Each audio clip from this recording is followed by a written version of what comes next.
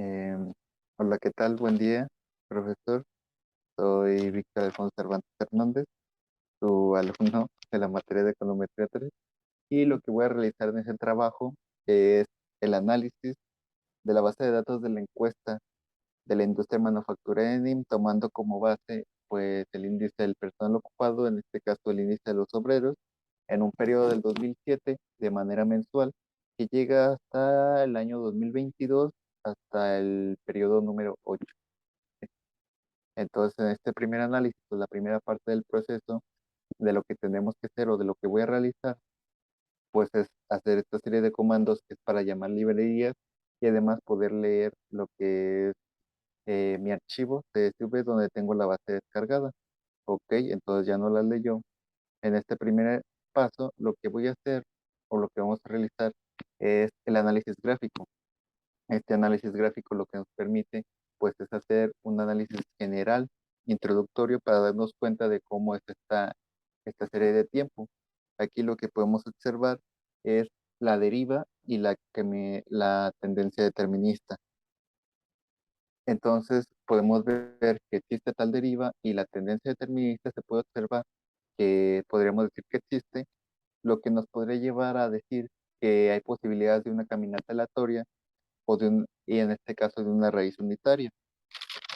Entonces, la caminata aleatoria, como la podremos definir, es esta serie de tiempo en no estacionaria donde hemos visto que se relaciona un poquito más con los precios de las acciones, con índices bursátiles, con precios de valores. Entonces, pues, existen dos tipos de caminata aleatoria, con deriva y sin deriva. Aquí podemos ver que es con deriva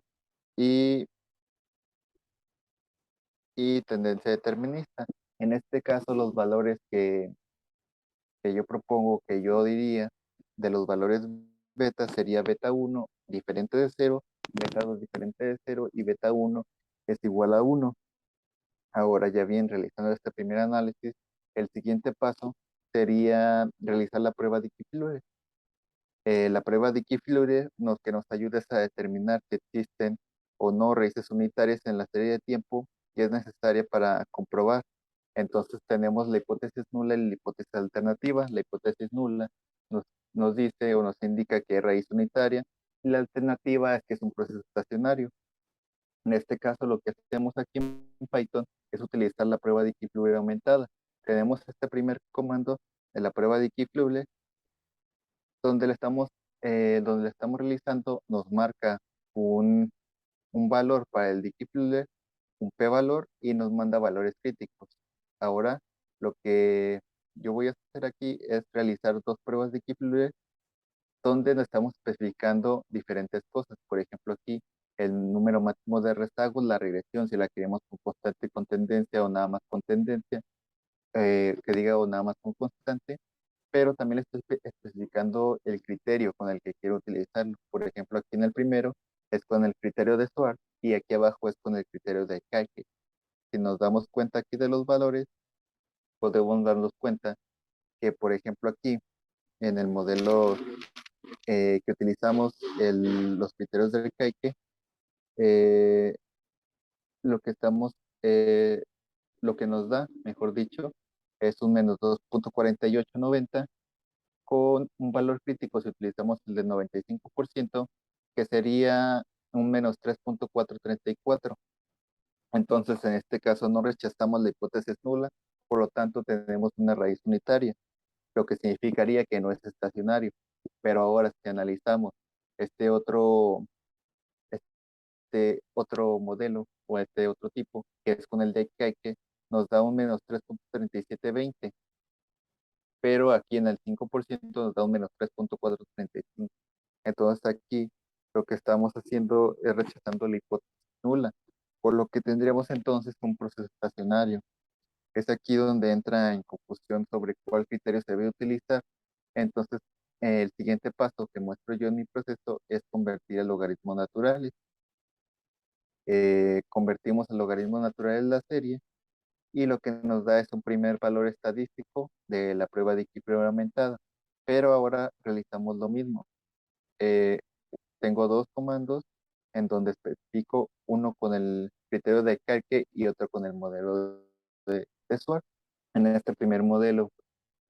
el de, el de Schwarz, tenemos un valor de menos 2,48.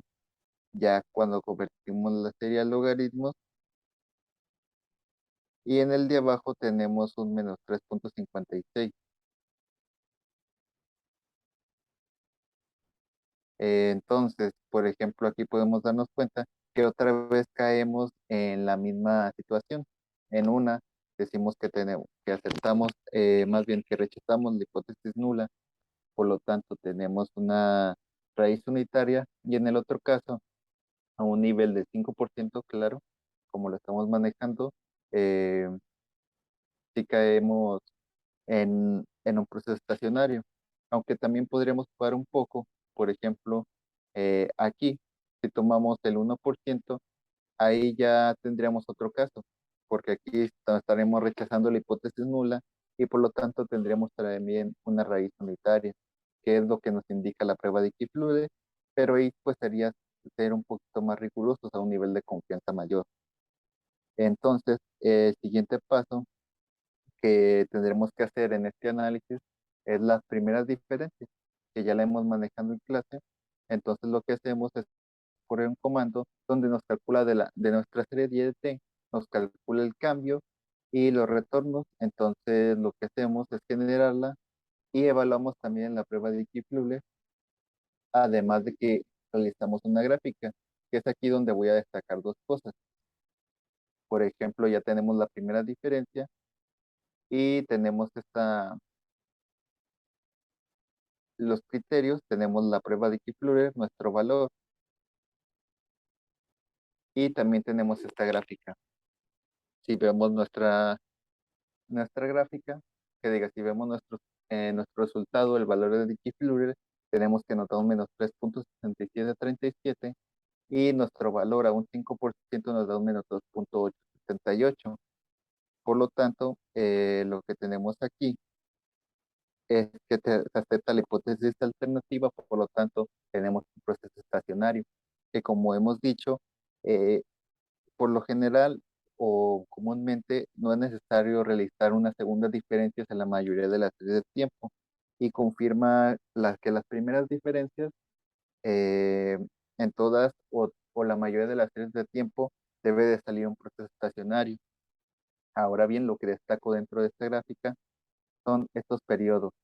Por ejemplo, tenemos la varianza de la serie de tiempo, pero hay dos periodos en donde esta varianza sobresale, que aproximadamente es en el 2009, en el mes 1, y en el 2020, en el mes 5 o 6 aproximadamente. Entonces, lo que hacemos para corregir esto es generar dummies a través de este comando, y lo que hacemos es correrlo.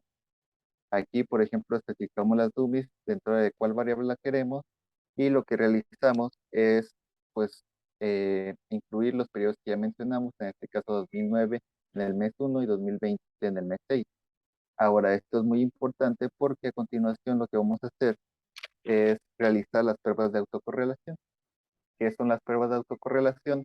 Pues la autocorrelación lo que nos muestra es la fuerza de asociación entre dos variables, en este caso la autocorrelación simple, y la autocorrelación parcial nos describe esta relación lineal que existe entre dos variables, pero quitando estas variables intermedias que existen entre las que estamos manejando, entre los periodos de tiempo que estamos manejando. Por lo tanto, lo que hacemos es agregar las variables dummy, y es aquí donde corremos el comando de las autocorrelaciones y generamos dos gráficas que nos van a permitir para el siguiente paso, que es elegir el modelo ARIMA. Aquí tenemos las autocorrelaciones y autocorrelaciones parciales. Entonces tenemos definido el modelo ARIMA, que es un modelo ARMA, pero es donde se incluye la adicional I, que significa el orden integrado, las primeras diferencias que ya realizamos. Entonces, por ejemplo, el AR, que es de orden P, lo que nos ayuda es a eh, explicar por ella misma en periodos antepasados o periodos pasados, eh, y lo que nos ayuda el modelo MA, promedios móviles, que es de orden Q, que es esta correlación, lo que nos indican es que sostienen, eh, más bien son explicados por errores, por el término de error, pero de errores pasados. Eh, Ahora bien, lo que nos ayudan estos modelos, o más bien estas gráficas, es a saber cuáles son los valores que vamos a tomar tanto pues en el LAR y en el promedio móvil. Por ejemplo, lo que nos ayuda aquí es, por ejemplo, en el promedio, en el AR, que diga, es a ver cuáles variables o cuáles periodos de tiempo son significantes para poder explicar el modelo. Como podemos ver, los dos primeras serían significantes para poder explicar este modelo. Y para el promedio móvil o MA, aquí podremos decir que, que las primeras dos variables son significantes, pero también tenemos esta, que es el periodo número 7 que podría llegar a afectar. Entonces, por ejemplo, lo que tenemos aquí es, tenemos que hacer es jugar con las diferentes combinaciones para poder definir o para poder decidir cuál modelo es el mejor. Por ejemplo, aquí voy a comenzar con un modelo 2.1, que sería esta primer comando, y lo vamos a graficar o lo vamos a explicar en esta primera consola que tengo abierta aquí, y lo corremos, y lo que nos hace es calcular y pronosticar. El siguiente, corro esta consola, abro esta nueva consola, y lo que hago es correr todo el código anterior que ya habíamos explicado, lo corro, y lo que hago también es correr un modelo, pero ahora vamos a correr el 202 para ver cuáles son los cambios que se presentan y poder definir cuál modelo ARIMA es el mejor.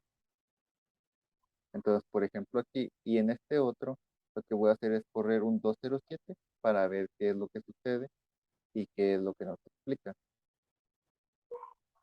Entonces, por ejemplo, aquí corremos este y regresamos mientras acá a este modelo.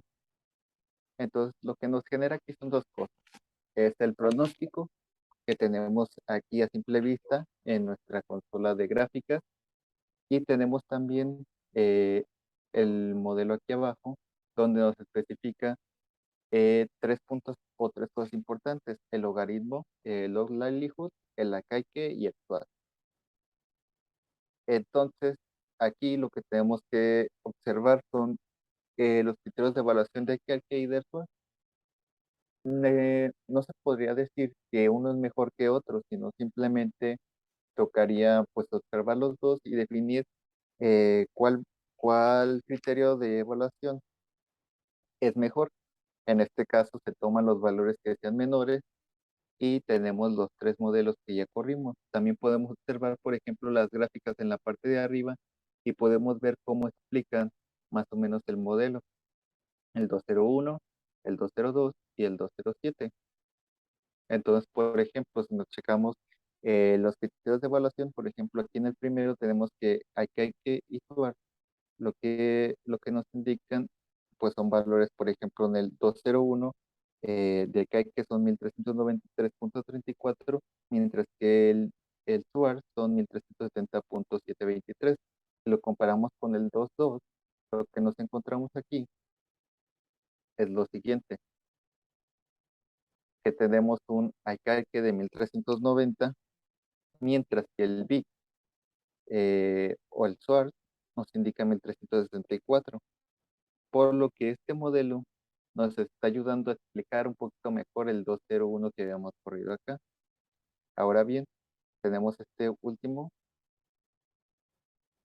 otro modelo, perdón, que es el ARIMA 27, y tenemos que la que nos indica que 1003 son menos 1392.020. Aquí ya nos está pasando, si nos damos que lo comparamos con el 202, si elegimos acá que este número es mucho menor que este. Y si elegimos el de Swartz, aquí nos indica 1350, mientras que en el de acá, en el de Swartz nos indica 1374.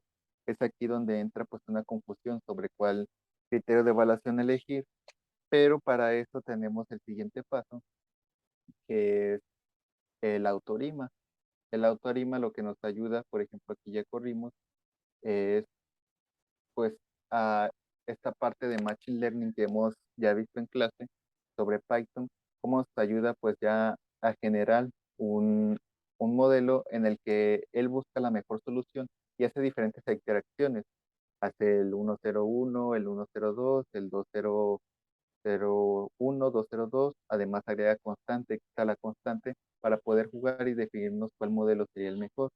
Entonces lo que hacemos aquí es, es ya, por ejemplo, aquí yo ya lo corrí por cuestiones de tiempo, lo que hago es llamar a diferentes paqueterías, importo el PM de Arima y el ADO Arima, y lo que hace aquí es calcular las diferentes interacciones, por ejemplo aquí 101, 010, 201, 202, y lo que sucede aquí es que aquí ya nos manda el mejor modelo, que en este caso es un modelo ARIMA 202, que como habíamos dicho anteriormente ya explicaba mejor este modelo.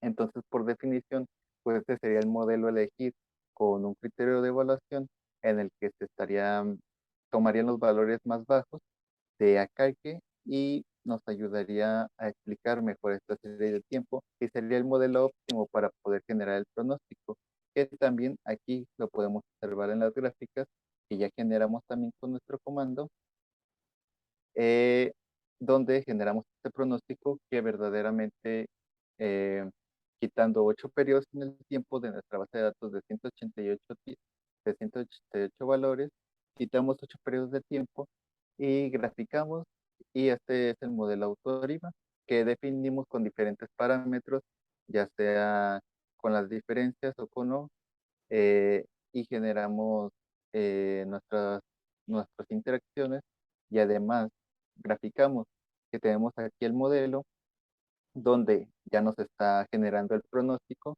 y además nos genera esta gráfica donde podemos observar pues las tendencias, la varianza, la distribución y también el correlograma, el diagrama de correlaciones de este modelo. Y pues sería todo. Muchas gracias.